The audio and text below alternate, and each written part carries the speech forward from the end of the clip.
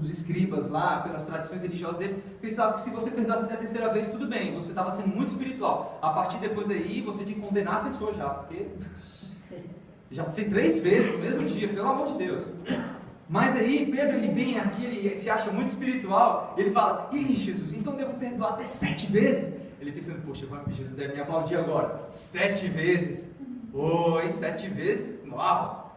Aí Jesus fala para ele: ei Pedro, não só 7, mas 70 vezes 7.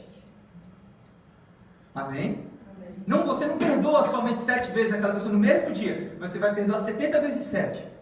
Aí Pedro, ele até para, ele: uau! Ele pensou que estava muito espiritual, e Jesus vem com uma mensagem mais espiritual ainda para ele. Aleluia! Glória a Deus. Isso, você percebe que isso é uma loucura para a mente humana. Você perdoar 70 vezes 7, você fica assim: Jesus, perdoar aquela pessoa 70 vezes 7 vezes no dia. Ai, sim, é possível isso? Vamos continuar. Aí, respondeu Jesus, né, no 22, e no 23 ele fala: por isso, o reino dos céus é semelhante a um rei. Olha que história interessante, eu quero que vocês capturem isso daqui junto comigo, ok? Ele fala assim: por isso, o reino dos céus é semelhante a um rei que resolveu ajustar contas com seus servos. E passando a fazê-lo, trouxeram-lhe um que lhe devia 10.000 talentos. Fala assim: 10.000 talentos. 10.000 talentos. É muito dinheiro, irmãos. Aí ele continua no 25. Não tendo ele, porém, com que pagar, ordenou o Senhor que fosse vendido ele, a mulher, os filhos e tudo quanto possuía, e que a dívida fosse paga. Misericórdia. Olha a situação desse camarada aqui. Ele devia 10.000 talentos. Era um dinheiro que ele não conseguiria pagar com a vida dele trabalhando, a vida dele todinha trabalhando. Ele não conseguiria pagar esse valor. Que dívida, meu amigo, que dívida pesada. Como é que o cara conseguiu contrair uma dívida dessa? Pensa aí. Aí para pagar a dívida dele, ele fala que eu vou ter que vender você, sua esposa e seus filhos para pagar essa dívida aí. Amém? Vamos continuar.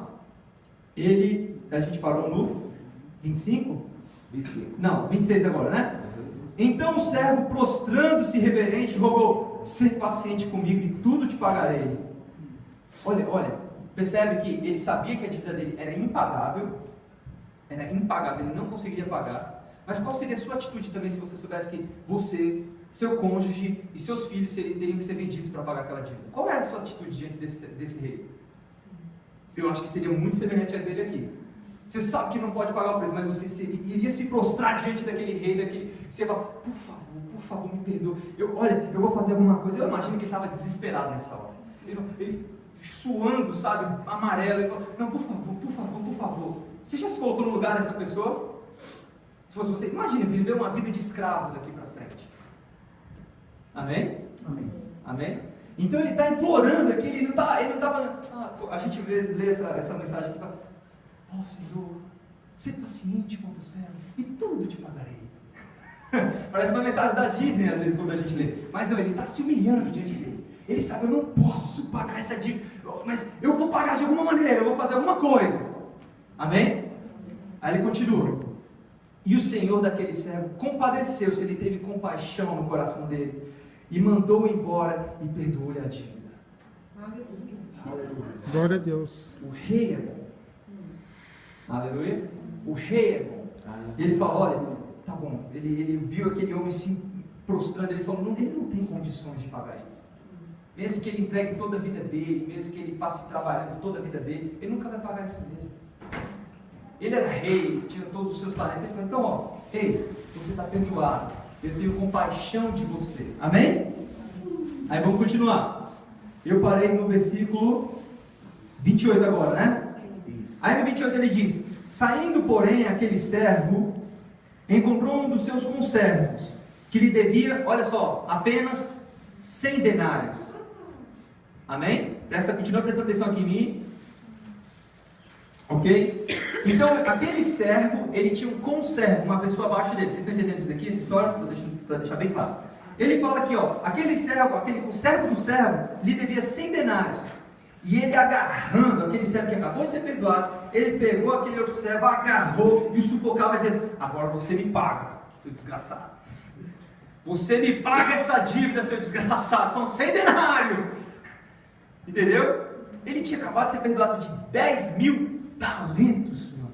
10 mil talentos. É muito dinheiro. E ele chega agora para aquele outro conservo e fala, 100 denários. Ele fala, você vai me pagar, seu desgraçado, senão eu vou te enfiar na cadeia. Aí aquele outro conservo fala que deve ser muito mais pobre do que ele. Então seu conservo, caindo-lhe aos pés, lhe implorava, meu senhor, seja paciente comigo, eu te pagarei. Com certeza essa dívida era uma dívida pagável. 100 denários. Era muito menor do que 10 mil talentos. Ele fala, eu vou te pagar, eu vou te pagar. Ele, entretanto, não quis. Antes, indo-se, o lançou na prisão até que saudasse a dívida. Caramba, hein? Aquele servo pegou o seu conservo que deveria 100 denários e falou, eu vou te mandar na cadeia. Você não pagou não? Então você vai para a cadeia. Vocês estão entendendo que pesado isso daqui? Aí ele, onde é que eu parei? 31. Vendo os seus companheiros, os companheiros daquele servo que tinha sido perdoado a dívida maior, que se havia passado, entristeceram-se muito e foram relatar ao seu senhor tudo o que acontecera. Então, o seu senhor, chamando-o, lhe disse, você é um servo malvado. Eu te perdoei aquela dívida toda, porque me suplicastes. Você não devia igualmente compadecer-te do teu conservo, como também eu me compadeci de ti? 34. Indignando-se o seu senhor, o entregou aos verdugos, que eram os capatazes, aqueles que prendiam ele, até que lhe pagasse toda a dívida. Assim também meu Pai Celeste vos fará, se do íntimo, olha que pesado, se do íntimo não perdoardes cada um ao seu irmão. Aleluia. Vocês entenderam essa mensagem? É uma história bem clara. E ela é uma mensagem cheia de graça. Cheia da graça. Ela expressa de maneira bem clara sobre a graça de Deus, sabia? Gente, pensa numa coisa. Nós éramos aquelas criaturas mais nojentas, desgraçadas desse mundo. Não é assim? Nós, diante de Deus, nenhum de nós aqui poderia se chegar diante de Deus e se orgulhar diante de Deus e falar, não, Deus, eu sou muito bom, eu guardei os seus mandamentos, eu honrei meus pais, eu fiz isso daqui, fiz aquilo outro, eu ia todos os domingos para a igreja, eu me guardei santo diante desse mundo, Senhor. Mas com certeza em algum momento a gente falhou em algum ponto, não foi assim? E Paulo ele falava isso, olha, você pode seguir todas essas regras, você pode tentar seguir todas essas regras, mas se você falhar em algum ponto, você já está condenado pela lei. Entendeu? Você pode se esforçar para ser a melhor pessoa do mundo, mas quando você erra num pontinho, você tropeçou, naquele ponto você está condenado. Naquele ponto você já é considerado sujo. Vocês entenderam isso aqui? Por que a lei veio? Por que a lei veio para os judeus? Alguém sabe dizer?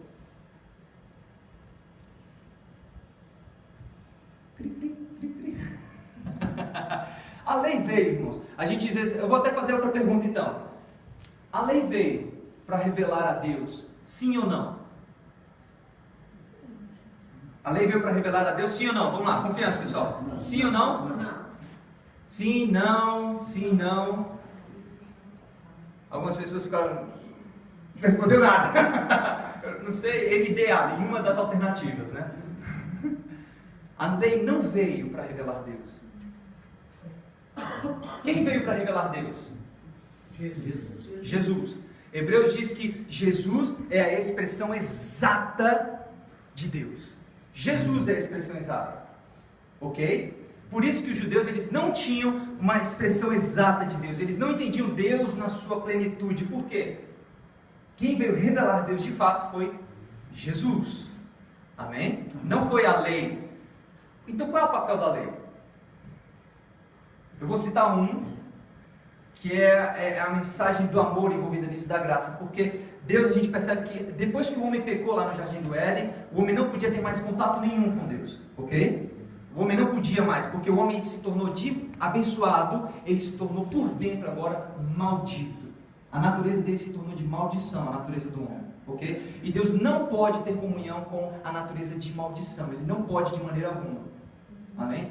Então Deus ele estabelece ao longo da história da humanidade o que? Dispensações, alianças com o homem, para que de alguma maneira ele possa se aproximar do homem. E a gente vê algumas alianças que ele vai fazendo com Noé, ele faz com Abraão, mas existe um momento na história que ele faz lá na época de Moisés, que é a lei. Que na primeira vez, depois que o homem tinha sido maldito, que ele foi vivendo essa vida de maldição, e o mundo todo estava repleto de maldição, Deus, por sua misericórdia e bondade, ele estabeleceu a lei como um meio de agora ele viver no meio do povo.